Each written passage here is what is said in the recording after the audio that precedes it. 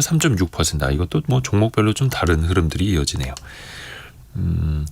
종목별로 또 편차가 있고 어떤 것에 투자해야 될지 잘 모르겠다라는 분들에게는 사실은 ETF 투자가 더 낫죠. 하나의 산업, 뭐 테마, 섹터만 잘 고르면 되기도 하고요. 우리나라 ETF 규모가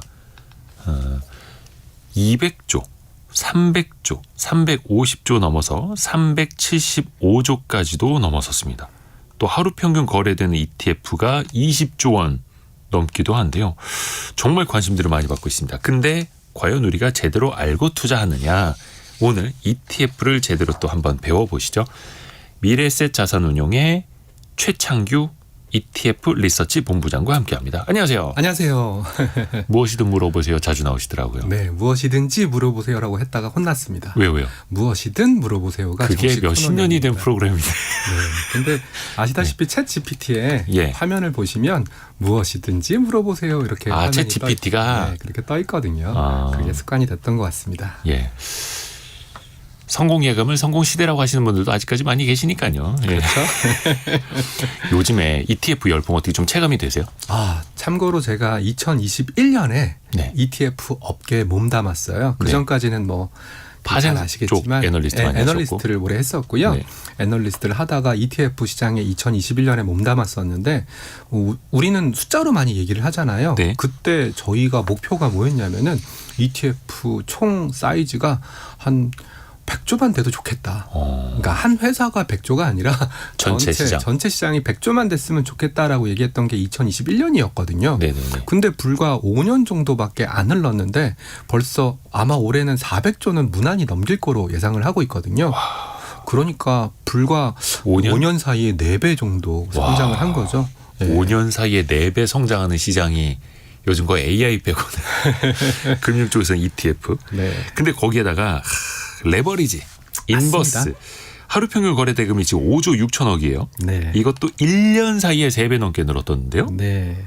근데 이거는 비단 뭐 ETF만의 뭐 이슈다 이렇게 보기는 좀 어렵고요. 네네네. 금융의 속성이 올라갈 때도 수익이 났으면 좋겠고 떨어졌을 때도 수익이 났으면 좋겠고 올라갔을 때 2배로 수익이 났으면 좋겠고 떨어졌을 때 2배로 수익이 났으면 좋겠다. 이것은 어찌 보면은 네. 좀 금융의 기본적인 속성 예. 그런데다가 한국에는 이렇게 레버리지를 이용해서 투자를 할 수 있는 상품이 많이 제한적이에요. 예. 뭐 예전에는 뭐 잘 아시겠지만 뭐 코스피 200 선물, 뭐 코스피 200 옵션 네. 뭐 이런 시장들이 굉장히 활성화됐던 시절이 있었잖아요. 네네네. 근데 그런 시장들이 자꾸 규제로 묶이다 보니까 자연스럽게 ETF라는 간편한 수단을 통해서 그런 레버리지나 인버스 레버리지 이런 수요들을 흡수하게 되면서 일어난 현상이다. 이렇게 보시면 되고요. 예.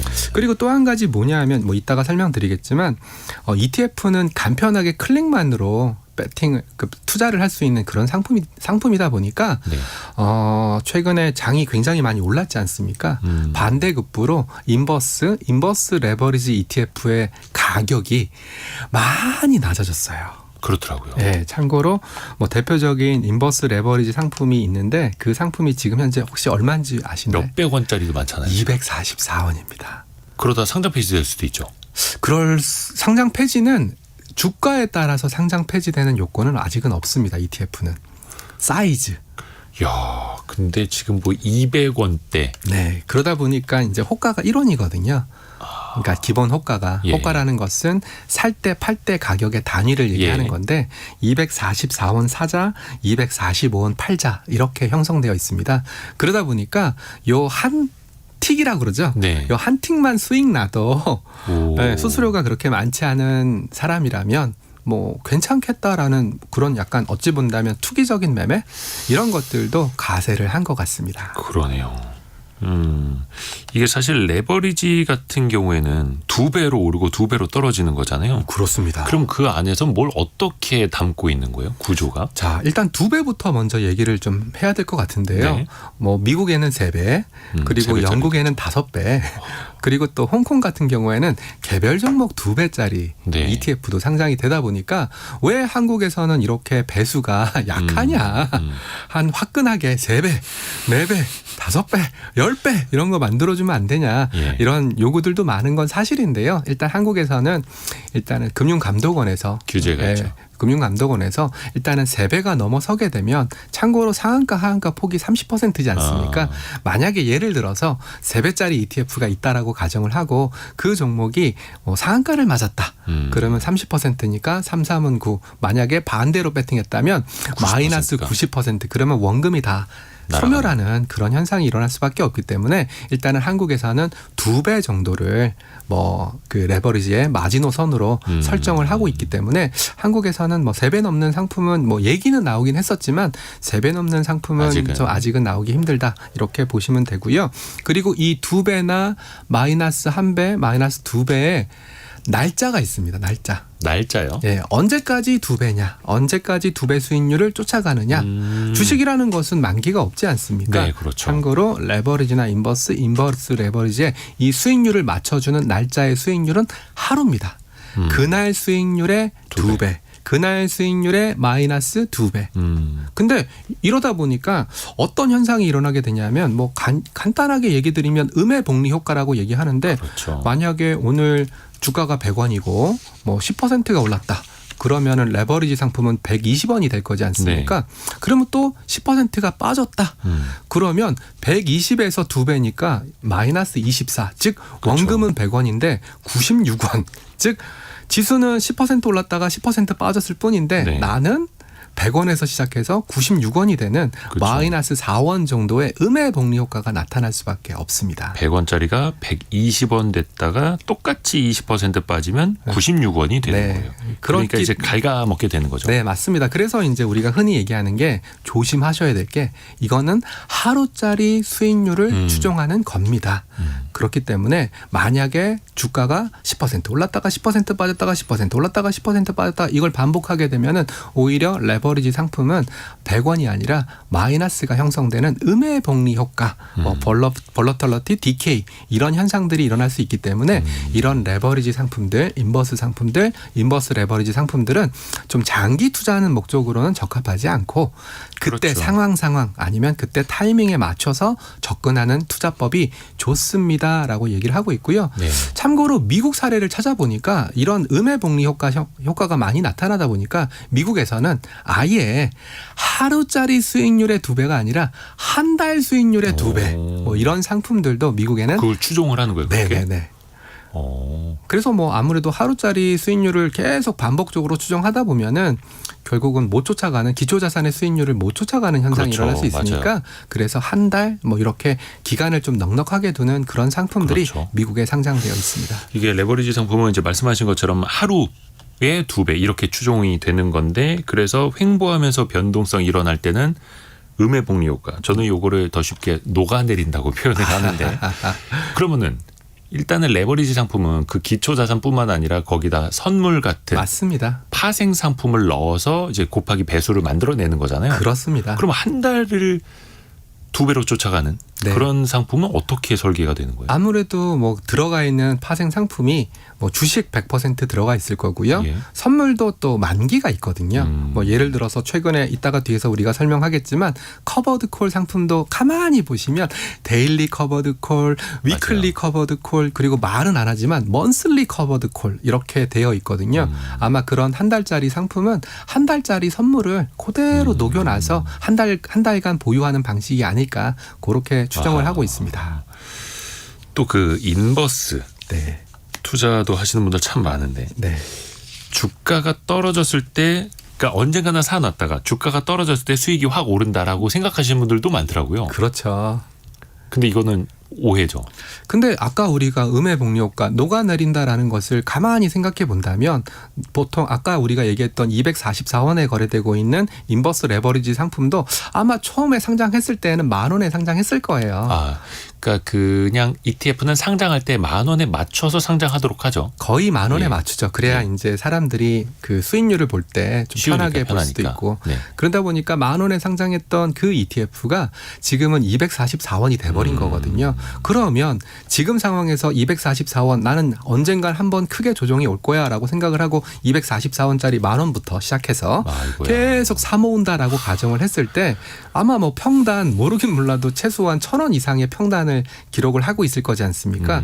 이런 상황에서 아무리 주가가 크게 하락한다고 하더라도 나의 원금까지 오기에는 좀 버겁지 않을까. 그래서 언젠가 있을 하락을 노리고 꾸준히 인버스 상품을 사 모은다라는 것은 아이고야. 좀 힘든 가정이 아닐까 그렇게 생각하고 그거는 있습니다. 사실상 인버스로 장기 투자한다라는 건 세상이 망하는 방향으로 네. 내가 베팅을 하겠다라는 거니까. 네. 그 워런 버핏도 이야기를 한 것처럼 그래서 세상이 이제 성장하는 우량 자산이 성장하는 쪽으로 장기 투자를 또 해야 된다라는 거고요. 네.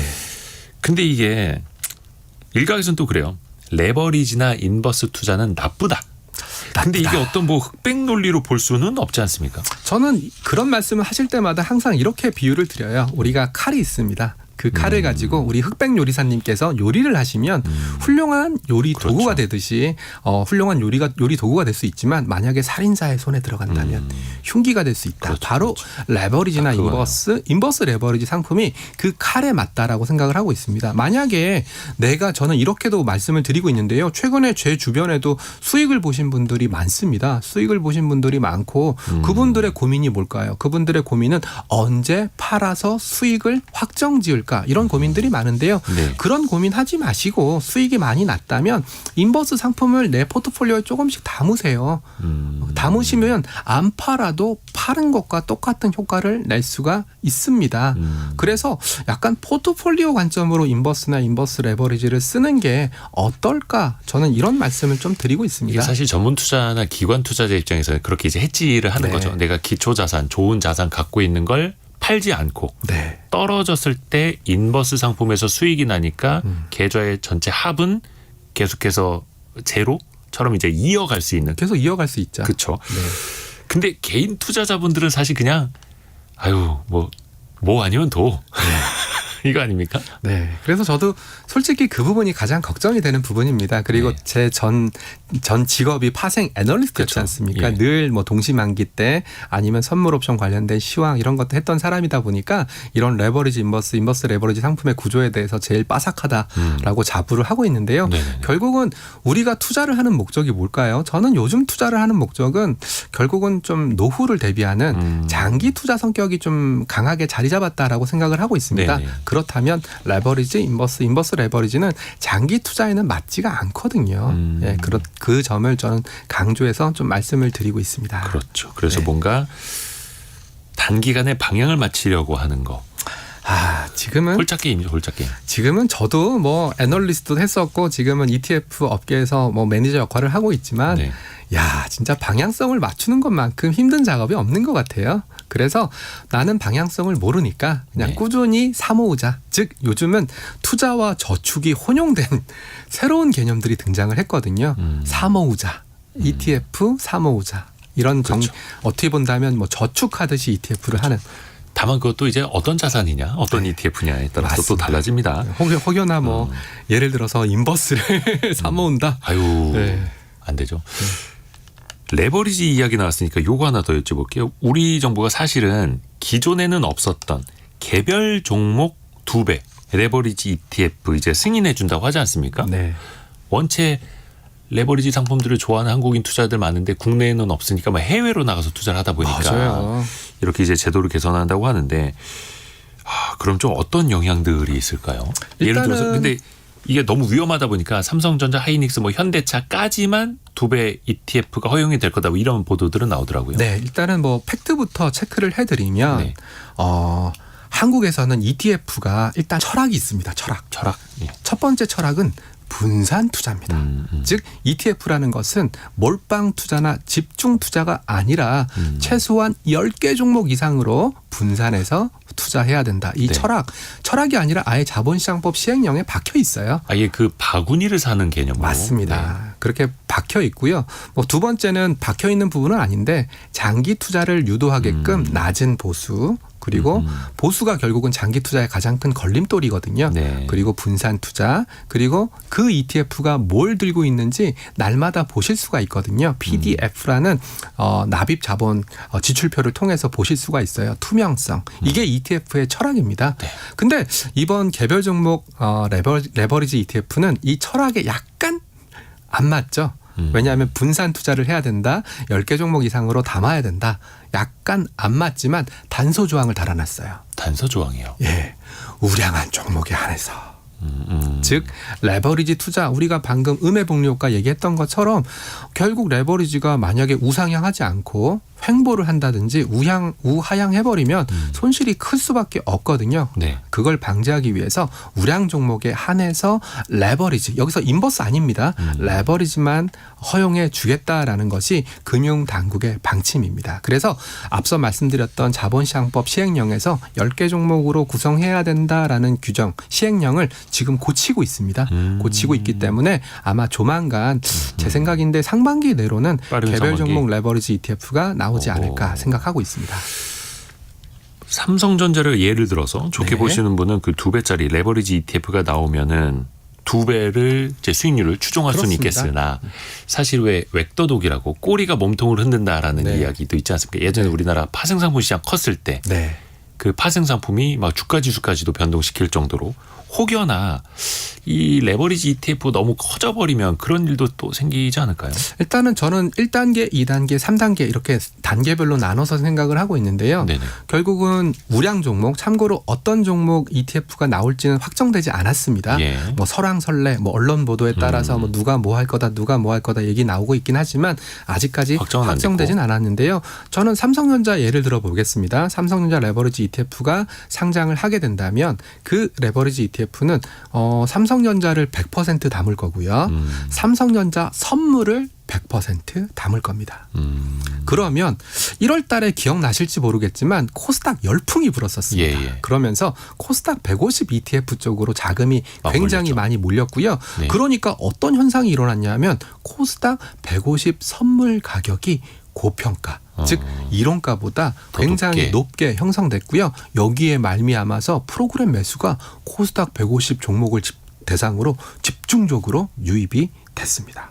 그러니까 뭐 컴퓨터 기계를 통한 그런 프로그램 맞습니다. 매수가 네, 그래서 삼성전자 레버리지 ETF 예를 들어본다면 삼성전자 레버리지 ETF 쪽으로 자금이 몰린다라고 가정하면 삼성전자 쪽으로 수급이 100%가 들어올 거고요. 삼성전자 선물 쪽으로도 수급이 들어올 건데 선물이 고평가될 가능성이 높으니까 또 프로그램 매수가 삼성전자를 타겟으로 또 들어올 가능성이 높습니다.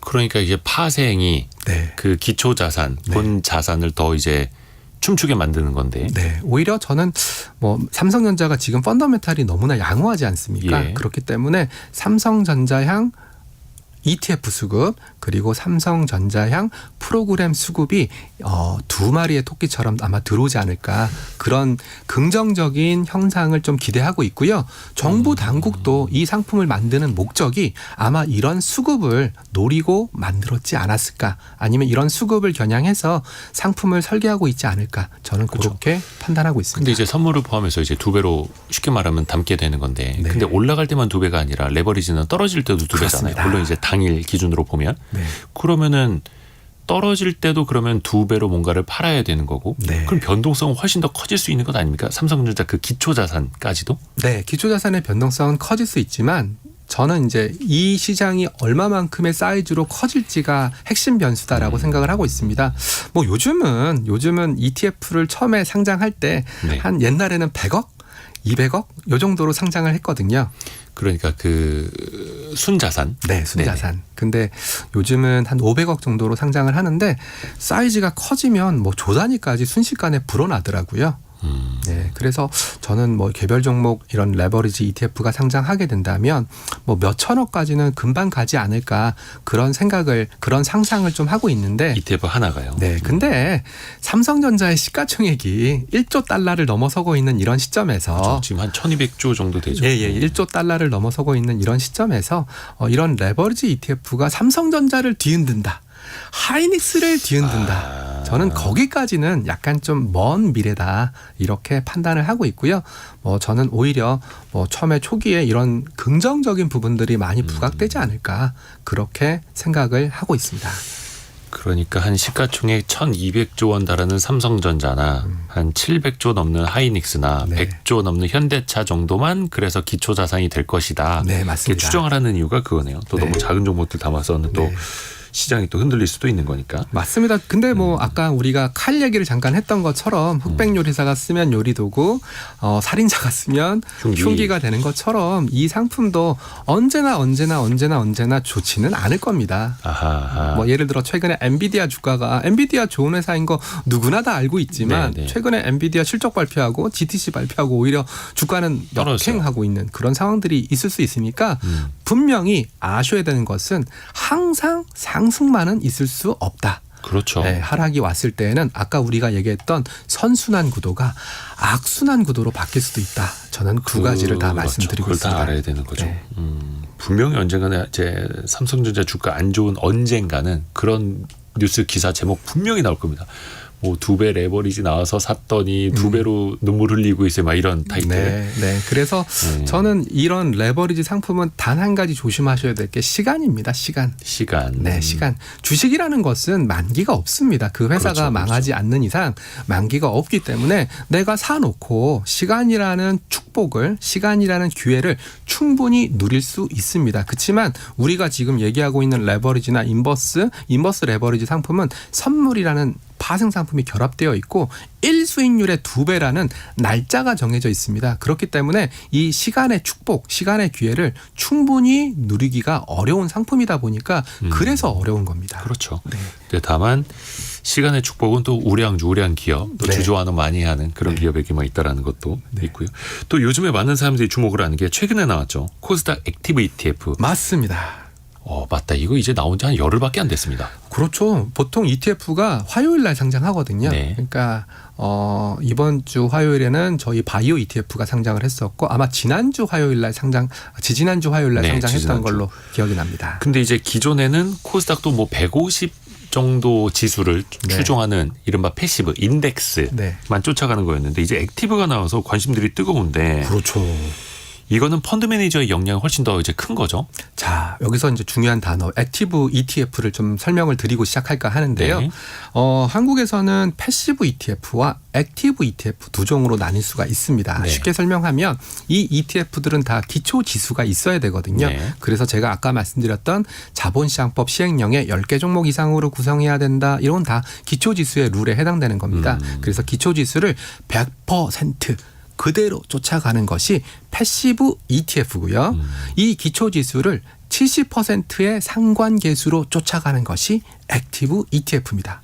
즉 기초 지수가 있다면 한 70%는 그대로 복제를 하고 나머지 30%는 그 액티브 ETF의 매니저가 뭐 개인적인 판단 아니면 정성적인 판단, 정량적인 판단에 의거해서 좀 흔든다라는 표현을 쓰는데요.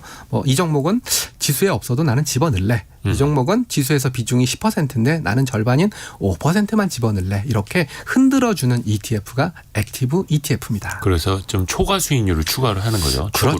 그렇죠. 근데 코스닥 액티브라고 얘기했으니까 코스닥은 글쎄요. 항상 딜레마가 대표성이었습니다. 네, 즉 네. 코스닥을 대표하는 기업이 누구냐? 2차 전지, 바이오, 반도체 소부장, 휴머노이드 로봇. 그러면 코스닥을 대표하는 이들 종목들만 집어넣어서 코스닥 시장 전체를 쫓아갈 수 있냐? 코스닥에는 우량하면서 성장 가능성이 무궁무진한 작은 기업들도 많이 있는데 이런 기업들을 쏙쏙쏙쏙 골라내서 담아주면 오히려 코스닥 전체 지수보다 아웃퍼폼, 즉 이길 수 있지 않냐라는 것이 코스닥 액티브 ETF의 철학입니다. 그러니까 그 펀드 매니저의 역량이 더 중요한 거고 또 그렇습니다. 실력이 이제 완전히 만천하에 드러날 겁니다. 네. 그런데다가 결국은 정부에서도 얼마 전에 또 청와대에서 자본시장 간담회했지 않습니까? 네네. 계속 코스닥 활성화, 모험 자본 육성, 뭐 성장 기업 육성 이런 얘기들을 좀 많이 하는 정책적인 모멘텀이 코스닥 시장에 굉장히 강하게 붙어 있거든요. 그렇죠. 예. 그런데다가 뭐 BDC라든지 IMA라든지 국민성장펀드라든지 이런 정책 자금들이 코스닥 시장으로 들어올 가능성이 높기 때문에 그래서 코스닥 액티브 ETF에 관심이 쏠리게 된 겁니다. 연기금 수급도 그렇고 네. 하나 이거 감수하셔야 될 게 액티브 ETF는 패시브 그러니까 기계적으로 지수만 따라가는 것보다 인건비가 더 들겠죠. 펀드 매니저의 역량이 더 중요하니까. 일단은 결국은 수수료가 더 비싸요. 이 바닥에서 이제 ETF 바닥에서도 수익률이 솔직히 제일 중요합니다. 그렇죠. 예, 수익률이 굉장히 좋다면 네. 보수 좀 비싸도 사람들 많이 투자하십니다. 그래서 코스닥 액티브 ETF에 대한 기대감이 높다라는 것은 거꾸로 얘기하면 이 코스닥 액티브 ETF가 성과가 좋을 것이다라는 기대감이 집대성됐다. 저는 그것을 제일 먼저 느끼고 있고요. 그리고 그렇죠. 예, 방금 말씀하셨던 것처럼 장기 투자해야 되냐 아니면 인버스 레버리지처럼 좀 치고 빠지고 이런 식으로 매매해야 되냐 굉장히 고민스러울 텐데 그 고민에 해당되는 부분이 바로 운영 보수. 아무래도 코스닥 액티브 ETF는 매니저의 손길, 매니저의 성과, 매니저의 노력 이런 것들이 좀 많이 들어가다 보니까 그렇죠. 일반적인 패시브 ETF보다 운영 보수가 좀 높습니다. 근데 일반적인 펀드가 기본적으로 보수 한 2%씩을 매년 받아가는 거예요. 아니요 안 그렇습니다. 아니 그 일반적인 펀드. 예, 맞습니다. ETF는 그 한 10분의 1도 안 되고 네, 맞습니다. 패시브는 거의 무료에 가까운 그런 것도 있지 않습니까? 대표 지수 이런 거는 예, 운용사들이 S&P 경쟁하다 보니까 500 같은 게 그런 케이스고요. 그렇죠. 예, 0.06% 뭐 이 정도까지 단위까지 가고 거의 있습니다. 그러면 이제 느낌도 잘 안 나는 건데 근데 액티브 ETF는 어찌 됐든 간에 그거보다는 좀 더 높다라는 거. 네. 다만 일반적인 은행이나 증권사에서 가입하는 펀드보다는 액티브 ETF도 운용 보수가 훨씬 더 낫다라는 것도 네. 생각하시면 되겠고. 그러면 이제 어떨 때 이른바 그냥 지수만 따라가는 패시브 ETF, 네. 어떨 때 조금 더 초과 수익을 노리는 액티브 ETF 좀 어떻게 구분해서 투자하면 좋을까요? 저는 이 구분에 대한 기준점을 자기 자신한테 두고 있습니다. 예를 들어서 이런 사람이 있습니다. 화장실에서도 MTS를 보시는 분들이 계십니다. 예, 안 나오죠? 네, 화장실에서도 안 나오시고 저는 변비인 줄 알았습니다. 네, 변비가 아니더라고요. 이런 분들은 매일같이 시세를 확인하고 또 내 종목 주가를 확인하고 네. 이런 분들한테는 오히려 액티브 ETF가 맞을 수 있습니다. 왜냐하면 액티브 ETF는 종목도 빠르게 교체를 하고요. 그리고 또 성과를 좀 높이기 그렇죠. 위해서 굉장히 많은 작업들을 합니다. 그렇지만 나는 1년에 한 번만 봐. 아니면 연말정산할 때만 내 계좌 두들겨 봐. 이런 분들한테는 패시브 ETF가 맞습니다. 네. 왜냐하면 시장이라는 것은 그렇게 빠르게 움직이지 않거든요. 한국 같은 경우에도 뭐 작년 하반기부터 굉장히 가파른 상세를 연출했을 뿐이지 시기열을 좀 길게 보면은 2020년, 21년, 22년, 23년 그냥 제자리 걸음이었습니다. 이런 분들은 패시브 ETF가 맞다. 이렇게 저는 내 기준점을 좀 삼고 있고요. 그리고 제가 이제 ETF 업계에 몸담고 있다 보니까 와 정말 너무 하루하루가 스트레스입니다. 어떤 게 스트레스인지 왜요? 아세요? 너무 AI 관련된 신기술들이 너무나 많이 나옵니다. 네. 네, 그러다 보니까 이런 신기술들을 저희는 상품화해서 투자자분들한테 소개를 하는 역할을 하고 예, 있거든요.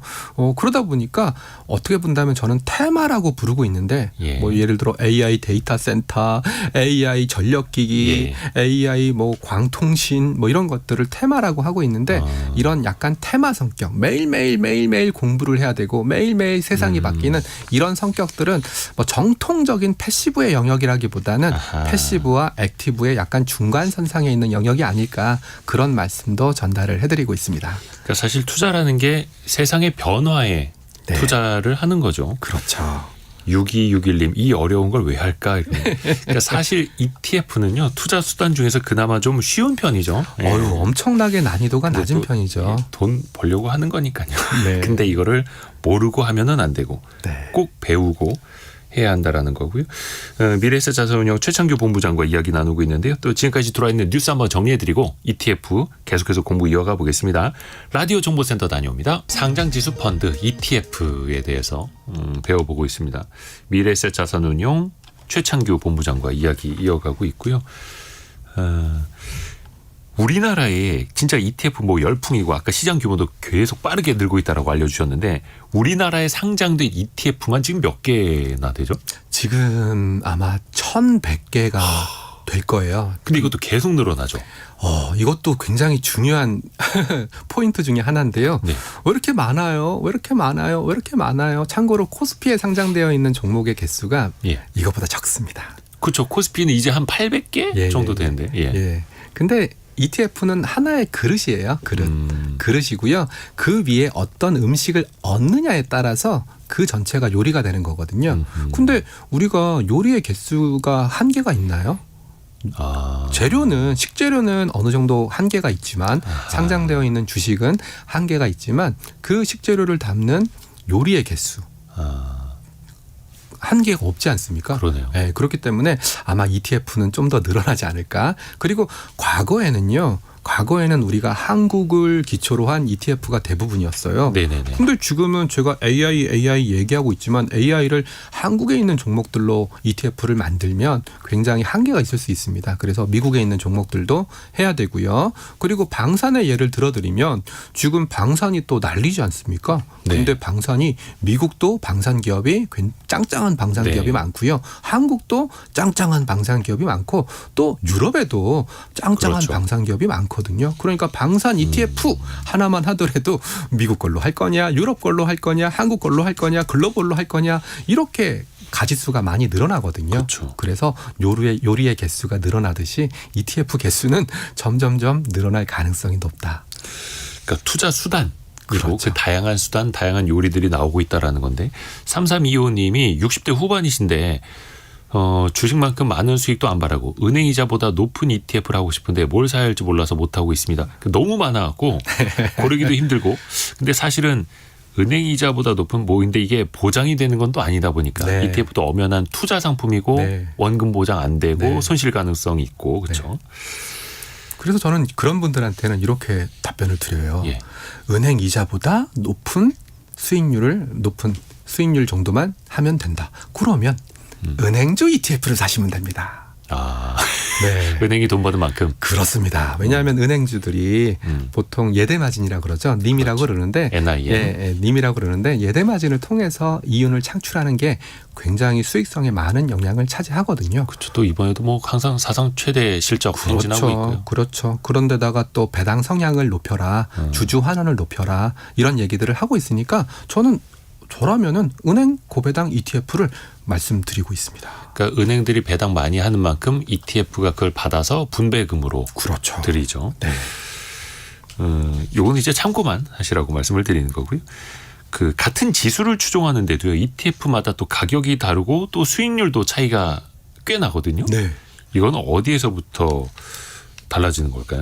자, 여기서 같은 지수라고 한다면 보통 S&P 500, 나스닥 100, 코스피 200, 코스닥 150 이런 지수들을 네. 기초로 한 ETF는 한 개 운용사만 있는 게 아닙니다. 여러 개 운용사에서 그 ETF를 내는데요. 크게 보면은 두 가지 차이가 있을 수 있습니다. 네. 첫 번째는 아까 우리가 얘기했던 보수. 참고로 그 운영 보수라는 게 우리가 잘 모르지만 날마다 조금씩 ETF 가격에서 녹이거든요. 맞다. 그거 물어보시는 분들 많아요. ETF도 보수 네. 수수료 있다고 하는데 이거 언제 내야 돼요? 네. 어디에다 입금해야 돼요? 그런데 그 기준가에 네, 맞습니다. 반영이 돼서 예를 들어서 원래는 120원이 돼야 하는데 122.334원 이렇게 되겠죠. 근데 이제 거기서 몇 원이 이제 차감이 되는 그런 식이죠. 네. 이게 이제 안 내도 됩니다. 따로 안 내도 됩니다. 장기적으로 봤을 때는 그 ETF의 성과에 가장 큰 영향을 미치고요. 그렇죠. 두 번째는 방금 우리가 얘기했던 분배금입니다. 분배금. S&P 500이라고 하더라도 S&P 500 구성하고 있는 종목들에서 배당이 발생하거든요. 네. 그 배당이 발생했을 때 ETF는 분배금의 형태로 투자자들한테 돌려주는데 네. 이 분배금 분배 정책이라고 얘기합니다. 이 분배 정책이 운용사마다 조금씩 다릅니다. 그렇기 때문에 그리고 또 이렇게 분배를 줬을 때는 분배락이라고 해서 그 ETF 가격이 분배하는 만큼 떨어지거든요. 그리고 더 중요한 건 유동성입니다. 유동성. 즉 ETF는 거래돼서 주식처럼 사고 파는 상품이다 보니까 수급이라는 게 있을 수밖에 없거든요. 그래서 수급이 일시에 쏠리는 현상이 일어날 수 있습니다. 그렇죠. 예를 들어 1월 달에 코스닥 150 ETF가 그랬거든요. 그러면은 어떤 ETF는 수급이 좀 많이 몰리고 어떤 ETF는 좀 수급이 좀 덜 몰리고 이런 유동성 차이에 의해서 가격이 형성될 수가 있고요. 그 일시적으로 괴리율이라고 일시적으로. 하죠. 예. 그래서 저 같은 사람들이 가장 신경 쓰는 것이 기초지수가 100인데 100일이 됐다. 그러면 제 ETF가 102가 되도록 유도를 하는 게 아니라 100일 딱 맞출 수 있게끔 유도하는 것이 그렇죠. 저의 몫이거든요.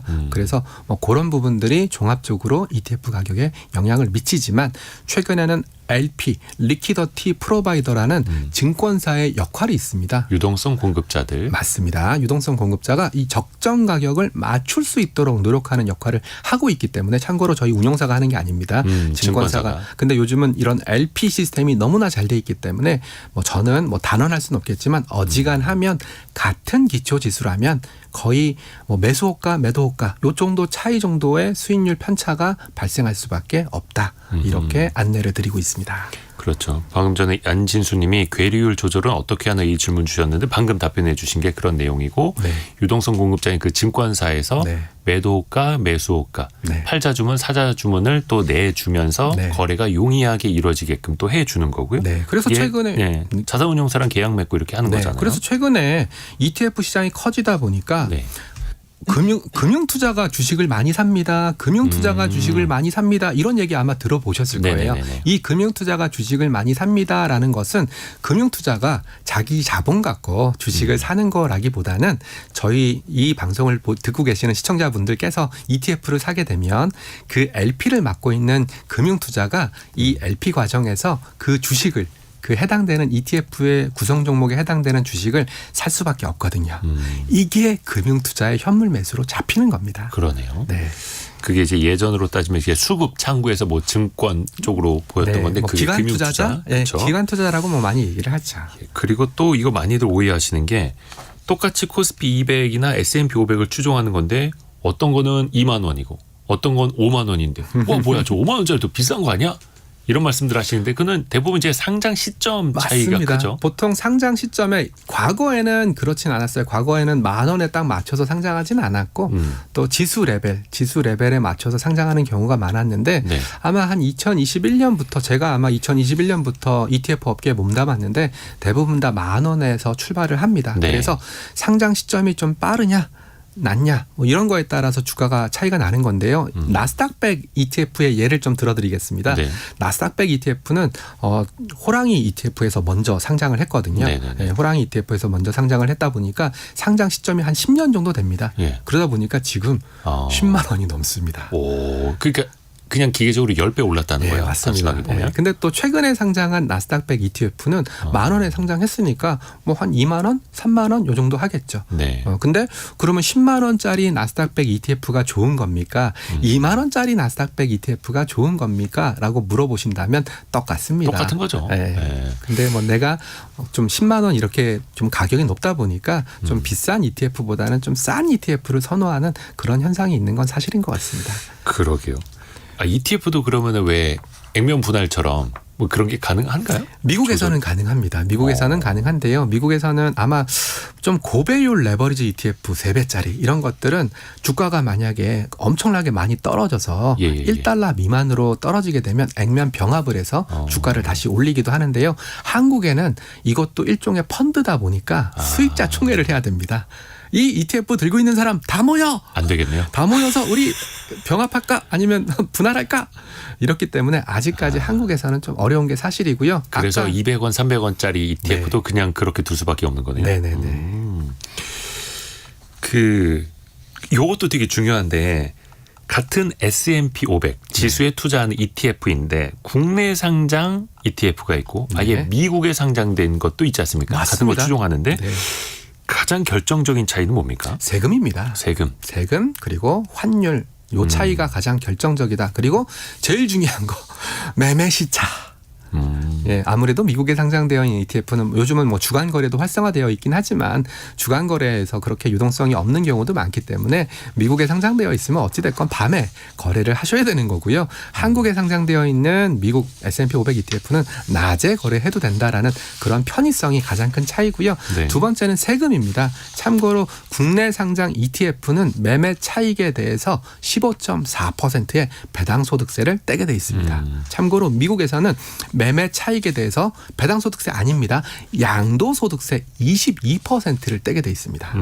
그렇지만 250만 원의 매매 차익에 대해서는 비과세입니다. 기본공제가 근데 되겠습니다. 그거는 다른 해외 주식 투자한 거랑 다 합치잖아요. 그렇습니다. 그래서 만약에 내가 S&P 500 하나만 매매했어. 하나만 매매했고 금액이 1억 원이야. 매매 차익이 한 10% 1,000만 원 정도 발생했어. 그러면 한국에서는 154만 원을 세금으로 떼고 돌려주지만 만약에 미국에 상장되어 있는 거라면 1,000만 원이니까 220만 원을 떼고 250만 원이 비과세니까 세금을 안 내게 돼 있습니다.